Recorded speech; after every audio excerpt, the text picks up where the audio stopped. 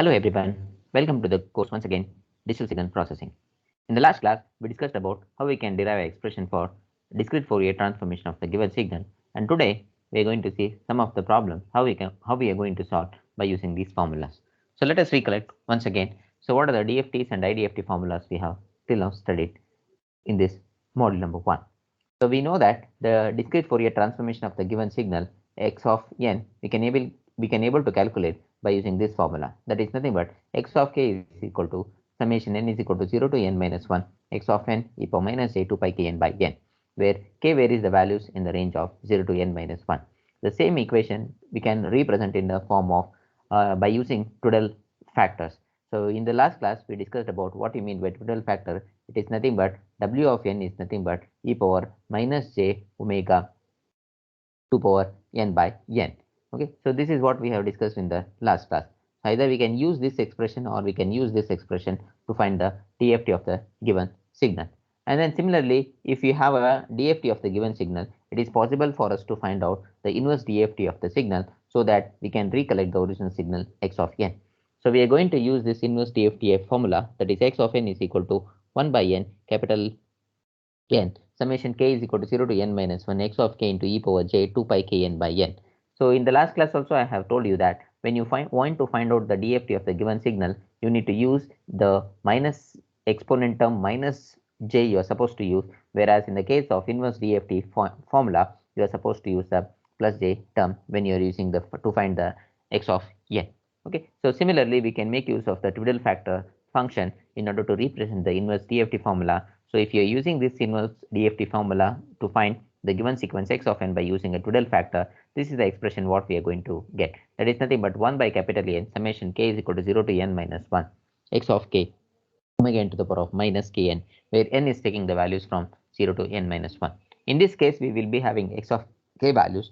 From this x of k, we are supposed to find out x of n, whereas in the given signal DFT, we will be having a time domain signal. This time domain signal we are representing in terms of frequency domain signal in the form of discrete samples of x of omega. Whereas in the case of inverse DFT formula, we have a frequency domain values, and these frequency domain values we were converting back to a time domain signal by using this IDFT formula. Okay, so let us consider one of the simple example. So they have given you a given sequence in the range of 0 to 4. It is having 4 samples, and these 4 samples they have given it in this value. That is x of 0 is equal to 1, x of 1 is equal to 2, and x of 3 is equal to 3, and x of 4 is equal to 4. Evaluate the DFT of the given signal x of n. So when you want to evaluate the DFT of the given signal, first you need to find out the Tudel factors. Why? Because since there is a capital N, that is the number of samples in the given sequence, it is nothing but the 4. So you need to have a 4 Tudel values. So for those, in order to calculate these 4 Tudel values, you need to calculate these Tudel factors initially. Okay, so now let us try to substitute what is we are going to get in the original expression, that is x of k is equal to summation n is equal to 0 to n minus 1 x of n into e power minus j 2 pi k n by n.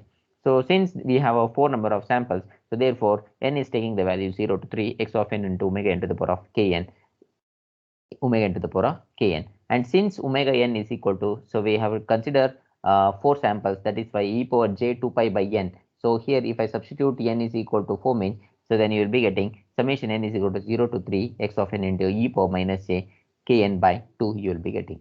So now for the first sample value, so since the k is taking the value 0 to n minus 3, means the k will be holding the value 0, 1, 2, 3. So let us try to find out what will be the expression for x of 0. So I will be substituting k is equal to 0 in this expression, and let us try to see what will happen. So if I substitute k is equal to 0, so summation n is equal to 0 to n minus 0 to 3 x of n into e power minus j 0 you will be getting. So if I expand this expression, so what you will be getting, x of 0 e power minus j 0 plus x of 1, that is the n values I am substituting over here, x of 1 e power minus j 0 plus x of 2 e power minus j 0, x of 3 e power minus j 0. Since x e power minus j 0, we know that its value is 1. So therefore it is nothing but the sum of the coefficients what we have in the x of n. So it is nothing but x of 0 plus x of 1 plus x of 2 plus x of 3. So that is why you will be getting 1 plus 2 plus 3 plus 4, that is x of 0 you will be getting a sample is equal to, that is a 10. So the first x of sample, that is x of 0 sample, you will be getting a 10. Now let us try to substitute. When I substitute k is equal to 1, what will happen in this given expression? So that is nothing but we are substituting k is equal to 1 in the expression. So you will be getting summation n is equal to 0 to 3 x of n e power minus j 1 into n means you will be getting 1 only, n only. So therefore minus j pi n divided by 2. So I need to expand this over the period 4 values, that is from 0 to 3. So x of 0 e power minus, when I substitute n over here, the first term will become a e power minus 0 and the subsequent values depending upon the n value it will be having. So that is nothing but x of 1 e power minus j pi by 2 plus x of 2 e power minus j pi plus x of 3 e power minus j 3 pi by 4. So when you substitute these expression, you will be getting, since e power minus j is equal to 0, you will be getting x of 0, and we know that e power minus j by 2 it is nothing but minus j, and e power minus j pi it is nothing but minus 1, and e power minus j 3 pi by 2 it is nothing but plus j, and the remaining samples, that is x of 0, x of 2 and x of 3, we have written as it is. Now if I substitute all these values, that is x of 0 is 1, x of 2 is 3 and x of 3 is 4 and x of 1 is 2, if I substitute that, then the sample x of 1 you'll be getting as minus 2 plus 2j you'll be getting. Similarly, when I substitute k is equal to 3, you'll be getting x of 2 is equal to summation n is equal to 0 to 3 x of n e power minus j pi n you'll be getting. Now if I expand this expression over the value 0 to 3, this is the expression what you are going to substitute. When I substitute all these expression, that is e power minus j is 0, e power minus j pi is minus 1, e power minus 2j is plus 1 and e power minus 3 pi is minus 1. So if I substitute all these values, so x of 2 will be getting 1 minus 2 plus 3 minus 4. So finally you will be getting minus 2.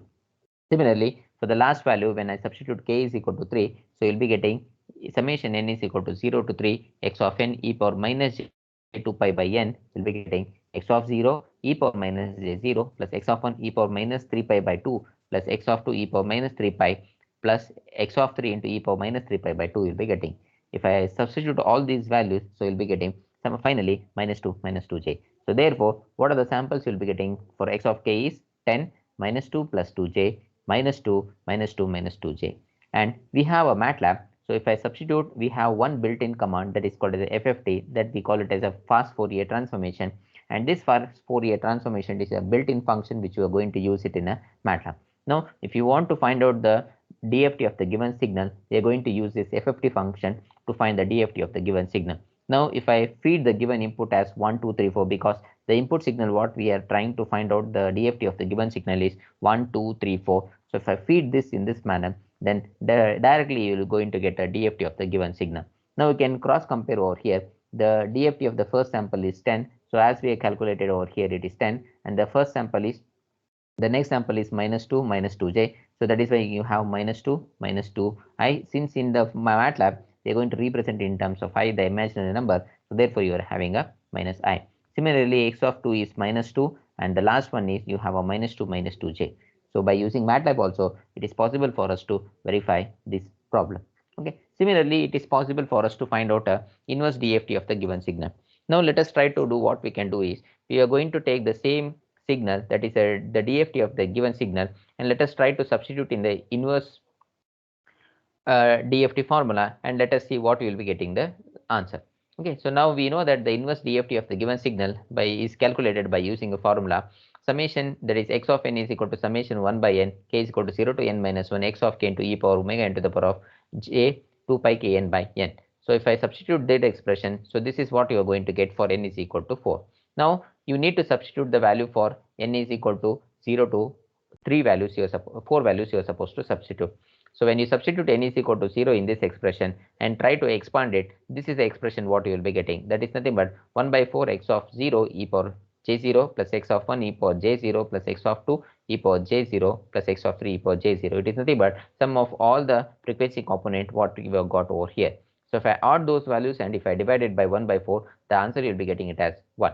The next one, x of 1 is nothing but when you substitute n is equal to 1 in the given expression, so you'll be getting 1 by 2 x of 0 into e power j0 plus x of 1 into e power j pi by 2 plus x of 2 into e power j pi plus x of 3 into e power j 3 pi by 2. So if I substitute all these imaginary exponential values, then you'll be getting 1 by 4 into this summation you'll be getting, and if I simplify that, you'll be getting finally the answer as 2. Similarly, for x of 2, if you substitute this expression and if you expand this expression means, then you'll be getting x of 2 is equal to 3, and the last value x of 3 you'll be getting it as 4. Now we can compare the given input signal what we have taken. It is nothing but 1, 2, 3, 4. So what we have done is the time domain signal has been converted into frequency domain samples by using a FFT formula or by using a DFT formula, and then the DFT value, that is we have taken it as an input signal, and that input signal we have applied the inverse DFT formula, so that we are supposed to get the original signal that we are getting it as 1, 2, 3, 4. Similarly, we can use the IDFT formula which is there in the MATLAB. So that is the command what we are going to use in the IDFT formula is x of this is the x of n, that is a signal what we are going to plot, that is what we are going to determine, that is IFFT. So IFFT is the function which will find out the inverse DFT of the given signal, and whatever the FFT signal you want to find out the IDFT, if you feed that, then the answer you will be getting it as the IDFT of the given signal. So you can see here both the given original signal and the IDFT signal both are resembling each other. Okay. So the remaining thing we will look into the next class. Thank you.